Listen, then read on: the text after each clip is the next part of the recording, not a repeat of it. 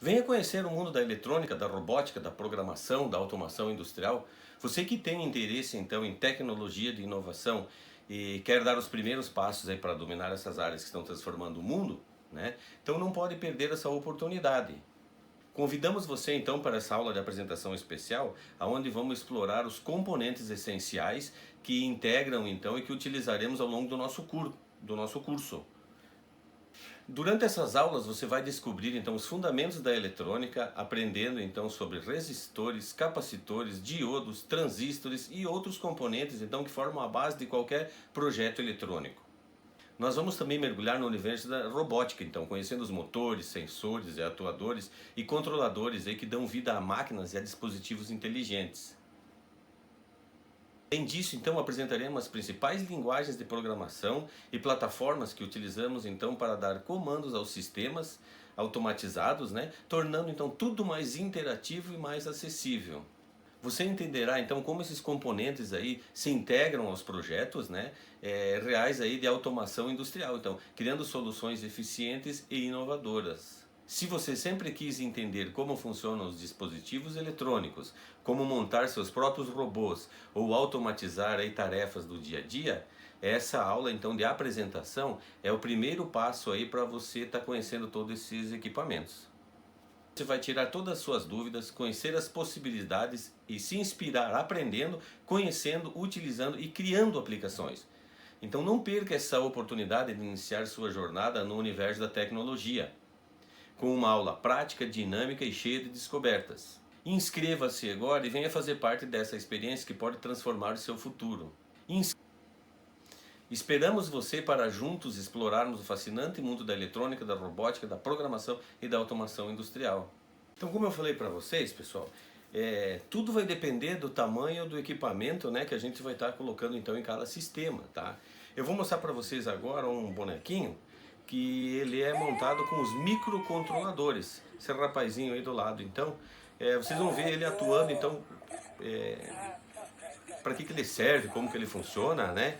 E no caso aqui, então, você vai ver o nosso rapazinho aí trabalhando, tá? Então, como é feito isso, então? É um microcontrolador que você vai pegar e fazer a programação, vai jogar dentro desse microcontrolador, através do computador você vai salvar nesse microchip, e ali você vai ter então entradas, saídas, atuadores, né? Onde você vai ter um sensor que é o botãozinho, que apertou na barriguinha dele ali, ele vai conversar contigo, ele vai ter as movimentações dele, como ele vai movimentar a cabeça e os olhos, né, se eu não me engano, tá? Então isso são motores, né, que são os atuadores, e os sensores é o botão, no caso que você apertou, ele sentiu o que você quer que ele fale, ele sentiu o que você quer que se movimente. Tá? Então isso então são microcontroladores, né? É isso que eu falei para vocês. Então em cada área a gente vai aplicar o componente exato, o equipamento correto, né? Não vou querer colocar uma PLC que é maior que o boneco aí no caso, ok? Eu tentando falar para vocês então de todos os tipos de sensores e atuadores que existem no sistema da automação, quando eu estou em frente às câmeras que fica meio difícil, eu acabo esquecendo então. Mas eu prometo para vocês que ao longo do curso a gente vai ver vários deles, como os termopares ou sensores de temperaturas que são usados em fornos térmicos, né? Por exemplo, em cerâmicas, na parte de tijolo, na parte de telhas. Então, quando eu estava no Paraná, eu dava manutenção em várias cerâmicas, né? Então, existem os termopares, que são justamente esses sensores de temperatura. Outros que a gente vai ver, que a gente tem aqui também, são as células de carga. Para que servem as células de carga, então? Para ver o peso que tem alguma coisa, né? Então você vai aplicar numa balança o que? Uma célula de carga que nada mais é do que um sensor de peso, vamos dizer assim. Então existe entre outros aí que a gente vai estar descobrindo ao longo do curso, mas que eu esqueci de falar aí, ok? Então eu vou fazer um vídeo agora de alguns componentes que a gente tem disponível, como eu falei, e ao longo do curso então eu vou incluindo outros, né, que talvez não apareçam nessa filmagem aí. Essa aqui seria então uma apresentação inicial, só para vocês pegar o gosto, para vocês verem quanto tipo de equipamento a gente pode estar utilizando. Como eu falei para vocês, essa área tecnológica, ela é de infinitas possibilidades. A gente não tem como assim relacionar tudo o que existe e tudo que pode ser feito. tá? Como eu disse para vocês, desde um carro, de uma casa, de uma indústria, né? É muita possibilidade para você estar desenvolvendo sistemas. Então o que vai acontecer? Cada projeto, cada oportunidade, cada automação, cada sistema que você for desenvolver ao longo do tempo, cada um então vai exigir algum certo de equipamentos, alguma forma de você estar desenvolvendo isso aí. Então vamos lá. Essa então é uma eletrobomba de 2, 3 litros aí por segundo. Tá? O que seria uma eletrobomba então? São 2 motores elétricos com 2 bombas de sucção para bomba de água. Tá? Então claro que lá no projeto de uma cidade, por exemplo, como Sorriso, as bombas são gigantescas, né? Então é aquilo que eu falo para vocês, cada projeto então a gente precisa ter um dimensionamento. Quantos litros uma bomba dessa vai movimentar por segundo? Então dependendo do tamanho a gente aplica a bomba no tamanho específico, correto? Isso aí então no curso a gente vai aprender a especificar isso, a dimensionar cada equipamento desse. Esse é um equipamento então que é um sensor de pressão, né? Então conforme atinge uma pressão, ele aciona então 2 estágios, tá? Existe então de 1 estágio, de 2 estágios, então também conforme a aplicação vai estar sendo aplicado aí o seu modelo adequado. Então aqui a gente tem 2 sensores de presença, ó. Um de um tamanho menor e o outro então com um alcance maior, aí de 4, 5 metros. Então ao longo do projeto, ao longo do nosso curso aqui nós vamos ver N quantidade e tipos aí de modelos de sensores de presença, ok? Então 2 tipos de PLCs, correto? Existem vários modelos, esses são de botões. Aqui nós temos outra PLC aplicada num conjunto então, que seria um quadro de comando de automação. Aqui no caso a gente tem então um temporizador. O que é um temporizador? É uma plataforma pronta já, que você liga qualquer componente eletrônico, qualquer eletrodoméstico, por exemplo, se liga lá uma geladeira, um rádio, uma lâmpada, né? E você diz para ele, eu quero que ligue segunda-feira de tal hora, terça-feira de tal hora, ou seja, você consegue então programar ele para funcionar o ano inteiro, liga e desliga a hora que você quer. Então, um equipamento usado em automação também, né? E em projetos simples também dá para ser utilizado. Aqui nós temos uma fonte 24 volts, que serve então para ligar essas PLCs, né? E outros equipamentos aí como sirenes, como botões luminosos e outras coisas, como naquele quadro de automação que a gente viu, né? Aqui a gente tem um DPS 220. O que é isso então? É um equipamento que você coloca no teu sistema para, se por acaso cai um raio, então ele está protegendo aí de descargas atmosféricas. Aqui a gente tem um dos milhares de modelos de disjuntores. O que serve isso? Então uma chave para ligar e desligar a parte da energia, correto? Aqui a gente tem então os relés industriais, tá? Que a gente vai entender no curso a funcionalidade desses 2 modelos, entre outros, que tem vários tipos, modelos e potências de aplicação. Então, como eu falei para vocês, entendendo de um relé, você vai entender de todos os relés disponíveis no mercado aí. Aqui é uma contadora, então, uma dos milhares de modelos e potências que existem no mercado, que está sendo usado na eletrônica, na robótica também, em projetos de casa, projetos industriais, se utiliza muito essas contadoras. A gente vai ver como ligar, como funciona no decorrer do curso. Esse carinha aqui, como já diz aí, é um totalizador. O que acontece então? Ele é um aparelho utilizado para contar unidades dentro de uma indústria, dentro de qualquer sistema você pode estar utilizando ele. Ele normalmente fica com o valor ligado, apresentando na tela. Ele tem uma pilha interna, uma bateria de lítio de 3 volts pequenininha, e essa gastou. Aí eu fui tentar comprar na internet para estar substituindo esse equipamento, ela custa R$190. Então fica meio salgado aí para a gente estar ligando esse aparelhinho de novo. Para você ver, só a bateria custa R$190. Então essa parte de automação, ela é um pouco cara, né? Então por isso que o pessoal vai comprar esses equipamentos quando realmente então vai introduzindo em algum projeto, em alguma coisa industrial profissional aí, senão não compensa você ter só para bonito, né? Aqui a gente tem alguns exemplos de motores, então, ó, motor elétrico, micromotor, né? Micromotor a pilha, motor elétrico 12 volts, 9 volts, 6 volts, 12 volts, 24 volts.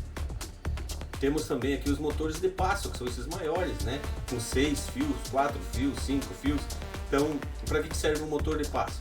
O motor elétrico, por exemplo, quando você liga ele, ele funciona a toda velocidade numa direção, correto? O motor de passo já não, como o nome já diz, é um motor de passo. Então eu consigo controlar os passos dele. É utilizado aonde precisa precisão, né?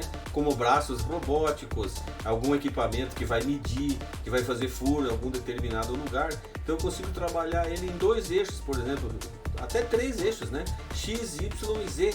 Então eu consigo para a direita, para a esquerda, para cima, para baixo, né? Tá posicionando então exatamente onde eu quero que ele pare, onde ele efetue o meu projeto. Então os robôs, eles funcionam com um motor de passo, não com um motor elétrico.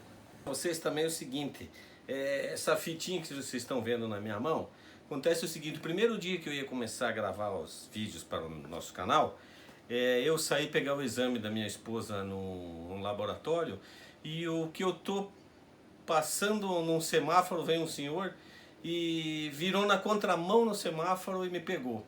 Me jogou no chão, me quebrou esse braço, tá? Trincou a ponta do osso, quebrou uma ponta do osso, e eu arrebentei as mãos porque eu caí e travei no meio fio. Em 40 anos eu nunca tinha sofrido um acidente de moto, e infelizmente devido a uma imprudência aí eu tô penando até hoje. Vão levar uns 45 dias até que isso cure. O médico engessou e eu não aguentei, fui cortando o gesso, até que pela última vez eu cortei ele para poder tirar e usar quando eu achava necessário. E hoje eu estou apenas com a fita então, e faltam uns 30 dias ainda para essa cura aí, beleza? Outro detalhe, quando eu estou falando para vocês, vocês podem estranhar a cor do meu dente, pessoal. Eu queria falar para vocês, o pessoal sempre pede para mim: Jefferson, você fuma? Já fumei, mas não fumo mais. A cor dos meus dentes acontece o seguinte: quando eu era pequeno, eu tinha um raspado no joelho e o cachorrinho da minha avó veio e esfregou as unhas nesse machucado. E eu peguei tétano. Aí meu pai me pegou caído atrás do quintal da minha casa, na época do rádio lá que eu contei para vocês, que eu consertei o rádio. Ele me pegou desmaiado atrás de casa, já num estado avançado, que eu estava em estado finais já. E eles me levaram para o hospital de Foz do Iguaçu e o médico me deu uma dose excessiva de antibiótico, ampicilina, se eu não me engano, na época. E o médico então explicou para o meu pai, diz: ó, seu Jamir, que era o nome do meu pai, o seu filho, para não morrer, vai ter que tomar uma dose muito excessiva de antibiótico, ou ele vai ficar com os dentes amarelados e os dentes fracos, ou ele vai ficar com os ossos fracos. Graças a Deus foram meus dentes ficaram amarelados e fracos. Então acontece o que? A cada pancada, cada batida que eu dou, meus dentes quebram muito fácil. Então, para vocês terem uma ideia da minha dificuldade, o meu filho hoje é formado dentista. Então eu consegui, ele estudando, se formou, a gente conseguiu formar ele como dentista. Hoje então ele está na Itália, ele foi para a Suíça, está tentando morar lá na Suíça e tem um consultório aqui, até o consultório dele no momento está fechado, aguardando a resolução dele, mas a intenção dele então, ele se mudou para a Suíça. Então, para vocês terem uma ideia, que não é falta de cuidado, não é nada. Às vezes o pessoal olha e fala: ah, o cara fumava, tem os dentes amarelos, só para explicar para vocês. E a minha mão foi um acidente, beleza? Esse aqui é um outro sensor de pressão, utilizado então em redes, né? Esse aqui no caso está queimado, né? Mas ele tem essa função, ele vai pegar e você iria aplicar na rede de água, na tubulação de água, e ele informa para você que pressão que está na rede. Para que serve isso então? Para vocês terem uma ideia. Por exemplo, na CCO de Sorriso lá das águas, eu ligo a motobomba, ela começa a injetar água então na rede para distribuir pela cidade. Então lá na ponta, no último bairro lá, a gente aplica, por exemplo, um desses para saber que pressão que está chegando de água lá. Então ela via rádio, ela então manda aqui para a central, por exemplo, quanto que está chegando de pressão na rede. Por que isso? Se eu aplicar muita pressão na rede, eu posso estourar então toda a tubulação embaixo da cidade, né? evitando, então isso serve para quê? Para evitar desperdício e evitar então que o sistema estrague. Então quando lá atingir certa pressão na rede, ele manda um sinal via rádio para a central e a central automaticamente desliga as motobombas parando de injetar pressão. Isso à noite acontece isso. Quando o pessoal está utilizando água na cidade, abaixa a pressão, está todo mundo usando água, então as bombas têm que trabalhar a maior vapor, né? Maior pressão. Quando é à noite, então, que todo mundo para de usar água, essas bombas então precisam estar desligadas. Quem faz isso? Você não vai botar uma pessoa lá e ficar ligando e desligando o dia inteiro. Então o sistema de automação ele serve para isso, né? Ele monitora essa pressão e liga e desliga essas motobombas então para não estourar todo o sistema. Esse caso aqui a gente tem então uma válvula elétrica, uma trava elétrica, né? Uma solenoide que fala, que ela abre e arma e desarma, né? Como se fosse um portão elétrico da tua casa. Quando chega uma visita embaixo, você aperta o botãozinho, ela plec, faz o barulho e abre a trava para você. Então essa é seria só a parte interna, né? O principal dela. Nós vamos estar vendo também ao longo do nosso curso aí. Aqui a gente tem então uma sirene, né? Essa é 12 volts, tá? A gente tem de N tipos que a gente vai estudar então durante o curso. Essa é só para a gente ter uma ideia. Para que isso então? Quando atinge um alarme lá, por exemplo, num forno elétrico, né? Num forno de cerâmica, por exemplo, quando ela atinge tal temperatura, ela apita o alarme para a pessoa ir lá e diminuir a quantidade de fogo então que está sendo aplicada no sistema, né? E aqui a gente tem então uma célula de carga. Eu tenho outras, a gente vai estudar ao longo então do nosso curso, né? Como que funciona então. Então devido à dilatação dela, do peso aplicado em cima, então ela consegue passar lá para o transdutor de pesagem e informar para nós que peso que está sendo calculado nesse exato momento então. E nós vamos então estar aprendendo a usar uma célula de carga com o transdutor de pesagem, fazendo realmente uma balança. Como funciona uma balança. Aí você pode fazer uma balança caseira, você pode fazer uma balança industrial, você pode fazer aquela balança de fluxo, por exemplo, que a gente viu na filmagem anterior. É feita então com 4 células dessa, uma em cada canto da balança de pesagem. Atingiu 1000 kg, ela informa para o transdutor de peso informa para a PLC, automaticamente a PLC fecha em cima, para de jogar soja. Correto? Então é assim que funciona, a gente vai estar estudando aí ao longo do nosso... Pessoal, vou pedir para vocês dar um like no canal, se vocês gostaram desse conteúdo, se vocês acham que vão continuar me assistindo e continuar aprendendo no nosso canal. Essas 2 aulas então foram só uma introdução. Nas próximas aulas agora, a gente vai começar realmente a aprender então sobre equipamentos eletrônicos, sobre sensores, atuadores. Então é uma gama muito grande de informação e por aulas a gente vai aprendendo. Então eu vou falando assim, parece muita coisa, e eu não consigo explicar em 2 vídeos. Então de agora para frente os vídeos então vão ser mais focados em cada processo. Um dia vai ser parte de eletrônica, tratando num componente, próximo componente, e assim por diante, até chegar a um nível bem avançado. Então eu pretendo aí levar por um bom tempo esse canal para poder passar toda essa informação para vocês, como eu falei, né? Então o pessoal às vezes pensa, Gerson, por que você não ensina isso em 2, 3 dias? Não dá, é o que eu falo para vocês. Então eu tenho 40 anos estudando essa área e eu não consigo passar em 2 dias conhecimento de 40 anos, né, pessoal? Então vai ser uns vídeos assim, vão ter várias aulas ao longo do tempo aí para o pessoal estar aprendendo direitinho. Então eu peço um like de vocês, peço que se inscrevam no canal. Como eu falei, a cada like que você dá, então o YouTube entrega esse meu conteúdo para mais gente, informando que o pessoal gostou. Então eu preciso do like, preciso da inscrição de vocês, para o YouTube então sentir que realmente tem um conteúdo, que o pessoal gosta do que eu estou falando e poder entregar para mais pessoas aí. O nosso canal está crescendo aí, poder se manter no ar, beleza?